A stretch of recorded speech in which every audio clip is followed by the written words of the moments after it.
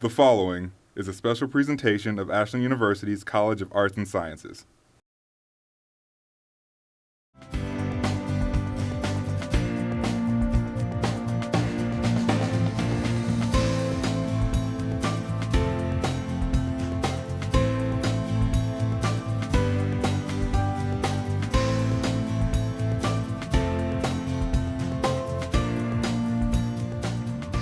Hello everyone, and welcome to the CAS Spotlight, a show where we spotlight the different staff, faculty, and departments from the College of Arts and Sciences.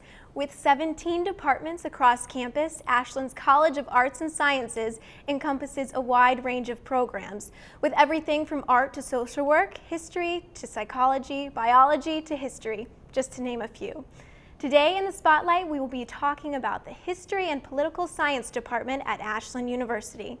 With us today is the chair of the department, Dr. David Foster, and Professor John Moser. Hello, thank you so much for being with us today. Thank you. Our pleasure. So I want to start out by asking you, what are the different classes that someone could take in the two departments of political science and history? Well, I wonder if I could say just a couple of things about why we have those two departments all in one department. Those two majors, there's a history major and a political science major, but very unusually they're in one department, whereas in most universities they're separated into two separate departments, usually quarreling, if not just outright fighting with each other. We try to combine the two together, basically on two grounds, I think, generally speaking. One is that both sides of that combination focus on primary sources. We build our classes around reading original documents, primary sources. And the other, I think, has to do with the content area.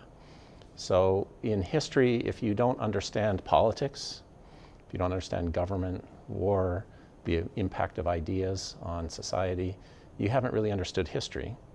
And similarly, in politics, if you haven't really understood the history of ideas or the development of a conflict, you haven't really understood politics either. So in terms of our method and the subject that we study, we feel that there's a very great compatibility there. So but then you can take each of them separately. So why don't you say something about some of the history classes? Well, we try to cover the Western heritage from ancient days to practically to the present day. We look at Europe, we look at the United States, we look at non-European, non-Western areas such as Africa, Middle East, Latin America, modern East Asia, which is my personal favorite. And that's the thing about history. It theoretically occupies everything. And so we try to be as broad in our coverage as possible, though we do emphasize, as David just pointed out, we do emphasize the political aspects of life. Yeah, as a former teacher here, he used to say on his door, everything is history. Not meaning that it's all old, but that it's sort of all-encompassing. It's true, yeah. And what about for the political science department? Very similar to what John said about history, but we emphasize American government and American political thought. We emphasize political philosophy. And then the third thing is international things. So a course on comparative politics or a course on the European Union, that kind of thing. So if you want to get into more detail than that, we can on particular topics. No, I think that's good. I think we've looked at an overall view of the classes that students could take. Now, what are some of the techniques that you are using in your departments to teach these courses? I use a variety. I'm sometimes lectures. I don't lecture a whole lot. Often seminar-style discussions, have the students come in having read one of the primary sources that David is talking about, and we can generate some really interesting discussions about that. In some of my classes, I use a method that's called reacting to the past, and these are role-playing simulations that are set in various points in history. I just finished a game set in the French Revolution where the students, there was Robespierre, there was King Louis XVI, there was Lafayette, and they will have read primary sources informing them about their characters, and then they have to engage in debate as if they were these characters drawing on the primary sources in order to make their points. And I found those to be very successful in the right kind of class. Definitely. What about for political science? Well, we so far, John hasn't persuaded us to do reacting to the past yet, although he Yes. never gives up trying. I think most of our classes aspire to be seminar-style discussions where students will have come in having read some text. It could be Aristotle's Ethics on Courage, or it could be something from the Federalist Papers or a Lincoln speech, anything like that. So they will have read that, and then we just try to understand the way of thinking that's reflected in that document. Why was it written? And above all, what are the arguments? How good are they? What's the person trying to make us do, persuade us to think about? And we discuss that. And issues having to do with politics, war and peace, justice, courage, all these things are often very controversial. So you can get pretty heated discussions, or good discussions, good disagreement over what those things mean and whether they're true or not. I could add that in history and political science, we often end up reading the same sources. For instance, John Locke's two treatises on government. But we would look at them in different ways. In history, we would try to use them to understand the period in which these documents were written. So what does John Locke tell us about late 17th century England, for instance? Whereas the political scientists are more likely to look at it and saying, how does this contribute to the overall history of limited government and natural rights? It really does sound like the two departments do work together, and I think that's really great. Which, as David points out, is definitely Rare, unusual. Yeah. Now, I want to direct this question to you, John, but why do you think that it's important for all of AU students to take a history class in their core? I don't think that anybody understands the world that they live in unless they know something about how it got to be that way. Sometimes I compare the importance of studying history to the importance for a young person to spend time with an older person. They can understand the world by going out and traveling to different parts of the world, and I think that's great. I encourage people to do that. But we live in a world that's bounded not only by space but by time. And to get people to understand, for instance, foreign travel can make people understand that they're not alone, and their culture is not the only one that's around, the only one that's important. That also applies to cultures throughout history. They understand that they're part of this human endeavor that's been going on for centuries and centuries. And I think properly it ought to impart a sense of humility, and maybe get to see themselves less as being at the center of the universe. Okay. Now, David, what type of student have you seen excel in these two majors? That's an interesting question. I'm not exactly sure what you mean by that. What type of student? I think because probably there are slightly different, students sort of self-select based on their interests and a little bit on their characters, which discipline they tend to go for most, although many are double majors. I would say in general, certainly this is true of political science, people who are really interested in public life, getting beyond their personal interests of individual careers, families, making enough money, having a nice house or a car, but who care about the character and tone and direction of public things, public policy, education, the health of the economy, those kinds of things in a kind of broad sense. If people who are interested in that and who care about that, who have a deep sense of justice, they're attracted to both disciplines, I think. I'm not sure if I could, people who are drawn more to history than to political science, what I've said is true of history as well, I would think, unless John would disagree, but people who really like to tell stories or learn from stories might be drawn more to history, whereas the person who wants to reflect on things in a kind of theoretical way would be drawn more to political science. It's really hard to separate the two because so many political science majors are history minors and vice versa, so they don't even necessarily separate themselves out. But I would only add to what David is saying by saying that the common thread I find among our best students is not just a willingness but a delight in playing with ideas and seeing what they can do with them and put them into different contexts and apply them in different ways. You know, let me just add that the way the modern university is divided up into departments, that's where you draw the lines is somewhat artificial. And I can remember one of my most important early influences was a political scientist. But he told me that in the old days, departments used to be only history departments, and political science kind of spawned off as a separate discipline from history. And he said that the joke at that time was that, what is a political scientist? A political scientist is a historian who can't do it. So there's something very close about those two disciplines. Okay, that's interesting, and it makes sense. Those type of people excel. After this short break, we'll be back with more from the History and Political Science Department.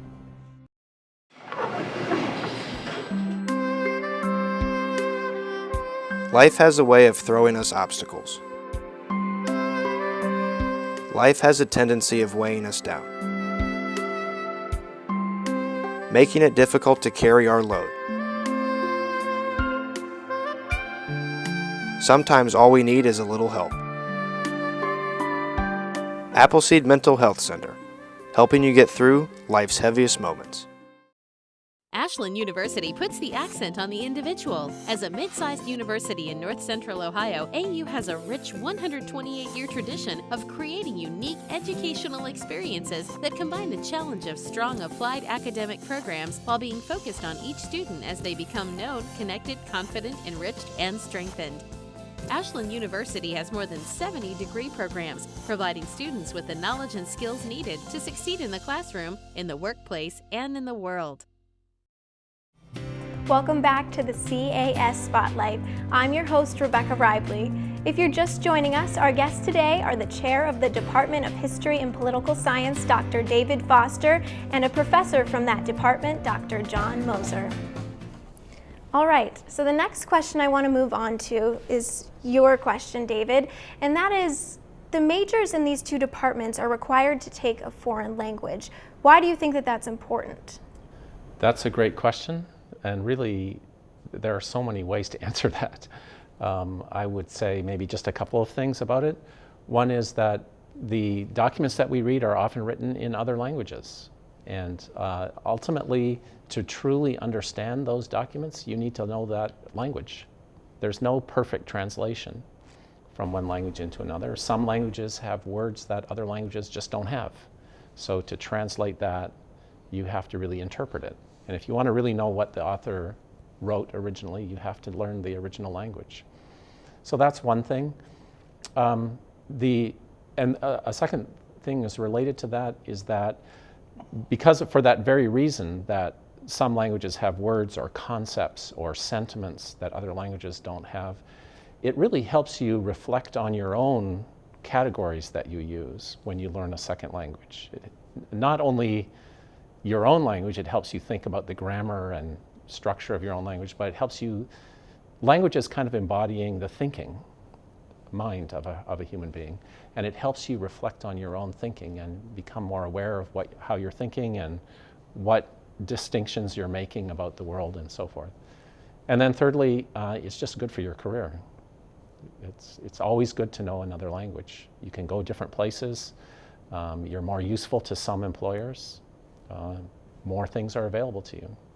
Okay. So for all those reasons, probably there are a dozen other reasons. There are tons of them. One that I would add offhand is, this alone wouldn't probably be a sufficient reason, but because it is hard. Because it is hard. And right. you come to Ashland University, you should be wanting to challenge yourself, and one of the best ways to do that is study a foreign language. It's a hard thing, yeah. Mm-hmm. Yeah. Now, a program that's closely related to these two majors is the Ashbrook Scholars Program. Can you expand on that and tell us a little bit about what that is? Go ahead, John. It was founded in the 1980s, so it certainly hasn't been around as long as the department has. There's not a formal connection between the two, but a lot of informal connections have developed, mainly because the students who are Ashbrook Scholars, they have to have an interest in the sort of public affairs that a history or political science major will have. And so the students Ashbrook Scholars are required to have either a major or a minor in either political science or history. So there's that one. We're also joined in the form of our master's program, which is offered through our department, our Masters of American History and Government, but administratively it is handled by the people at the Ashbrook Center. Those are some connections between the two. Is there more that you would say on that? Well, in terms of the scholar program in particular, I might say that it's kind of comparable to an honors, a sort of honors program, but with a public orientation. You have to be interested in public affairs in some form or another. And what you really get out of it is there's a certain course of classes that you're required to take, which are offered in the department, but really two main things. One is a series of guest speakers that you go to, and so these can be very prominent politicians, journalists, authors. Someone who's just written a new book on Lincoln will get invited here. You'll get to hear about that person's research. And then what's really great for the scholars is they hear a talk from that person, and then they get to talk to him, like in a small group, discuss it, how he came to his conclusions and so forth. And that's especially cool with big-time politicians. So Clarence Thomas was a guest here once, and you could sit down and the Ashbrook Scholars got to have a private meeting with him where they could say, why did you decide that case that way? Or what's it really like being on the Supreme Court, behind the scenes, what happens, that sort of thing. And if you think about it, if you have 10 or 12 such events a year over 4 years, that's close to 50. That's really a pretty impressive resume that you build up of people that you've met, and of public figures who you can begin to get an impression of what they're like and hear from them what it's like how you become what they are. So that's really a terrific thing. So that's one thing. The other thing is that they all write a thesis with some member of our department on whatever they want. So they write a thesis, which is a major culminating thing. Which again, John, I really was glad that he mentioned that it's good to do hard things. The thesis is a hard thing.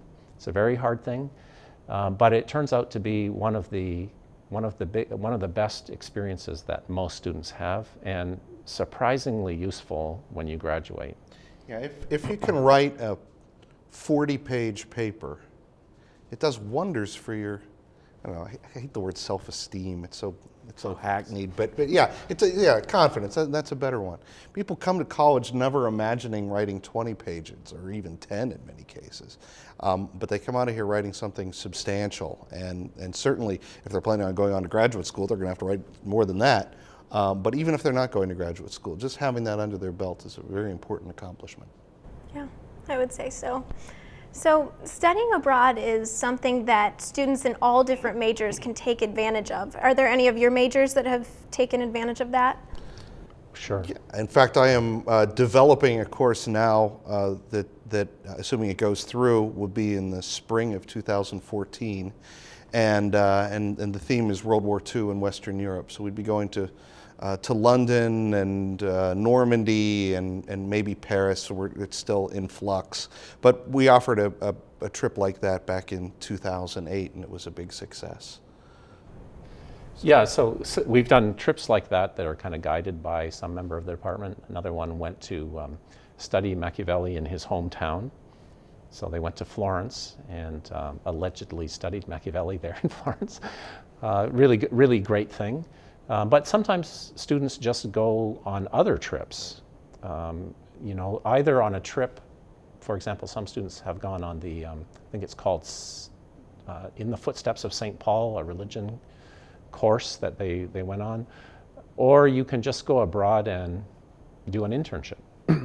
So last summer, a major in our department, he did an internship in the American Embassy in Lyon, France.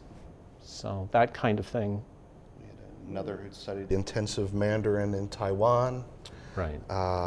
Someone else who was in Korea for 3 weeks and did a lot of traveling through Asia. So, yeah, whether it's offered through our department or not, it's something we encourage all of our students to do. We do, yeah. Why do you encourage them? What do you think they get out of that experience? I think it's the same reason why people ought to study history and ought to study foreign languages. Anything that makes students more aware that they are not the center of the universe and that they are part of this larger endeavor of human history, I think is worth pursuing. Yeah, and it's very exciting for them. A typical comment is, I hear you went to such and such a place. How did it go? Oh, it was the best experience of my life. Yeah. I said, so what happened to you? Did you have any adventures? And this is a conversation I had last week, and the young lady said, I did have a lot of adventures. For example, I was robbed, and I ended up in a Spanish jail. Okay, so not because she was guilty, but because they wanted to keep her there, because they were trying to persuade her to testify against the thief. So, but like, who expects to have a run-in like that? You don't really, but it was just such an intense, interesting experience that put her in contact with types of people that she would never have seen before, introduced her to a whole new legal system. I can understand why that would be so important. Most of us are. David Foster is not. David Foster grew up in India. That's something that people don't automatically know about him. But around here, that puts him very much in the minority. People who grew up not just in Ashland, but I would say the Midwest tend to be quite provincial. That's not necessarily a bad thing. And I certainly was provincial. I hadn't been anywhere by the time I was in college. But I remember traveling to Austria as an undergrad, and that had a lot of influence on how I developed. And I'd like to see others have that same opportunity. Definitely. After this short break, we'll be back with more from the History and Political Science Department. Catholic Charities Community Services of Ashland County is a United Way agency providing a variety of social services to all residents in need of assistance. These services include child assault prevention, teen mentoring, and mental health services to children, adults, and families. In addition, Catholic Charities sponsors the Golden Center in Loudonville. This is an older adult social and recreational program that is open to all seniors on Wednesdays and Fridays from 9 to 12 in the Loudonville Library. If you or a loved one are in need of any of these services, please contact your local Catholic Charities today. Newspaper reporters all over the country are being asked to produce multimedia content online to accompany their stories that appear in the newspaper. And so we really want to stress that you can't focus solely on print anymore. If you want to get a job when you get out of college as a journalism major, you have to be able to prove that you can report and edit for any of the mediums.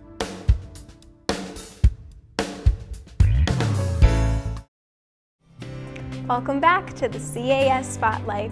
I'm your host, Rebecca Ribley. If you're just joining us, our guests today are the chair of the Department of History and Political Science, Dr. David Foster, and a professor from that department, Dr. John Moser.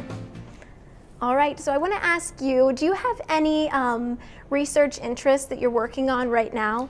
Yes, I'm in the midst of a book project now. My manuscript is due at the end of the year, but it's my first attempt at a global history, and I'm looking at the period between the two world wars, specifically at the ways in which economics and things like diplomatic and political and military history came together. Specifically, I'm interested in how the Great Depression led to World War II, which is something that's often touched on, but it's seldom really fleshed out. So I'm looking at countries from Germany and Great Britain and France to Japan and China, and and it's it's a pretty big undertaking. Sounds very interesting, though. Well, I'm pretty much devoting. I've got about a third of it written now, and I plan to have most of it written over the summer because I can dedicate myself full time to it then. Very good. Have you had to travel to find resources for that? No, I made it clear at the outset that I wanted that I envisioned this as a synthetic work, drawing on secondary sources that have already been published. So I've been through lots and lots of books and articles, but I haven't had to make any haven't had to visit any foreign archives in order to do this. Are there any other faculty members in your departments that are working on anything? Dr. Edith Foster is a classicist, and I should just say parenthetically that we have a classics minor in the department where you can kind of focus on the ancient world, and she's sort of a leader in that.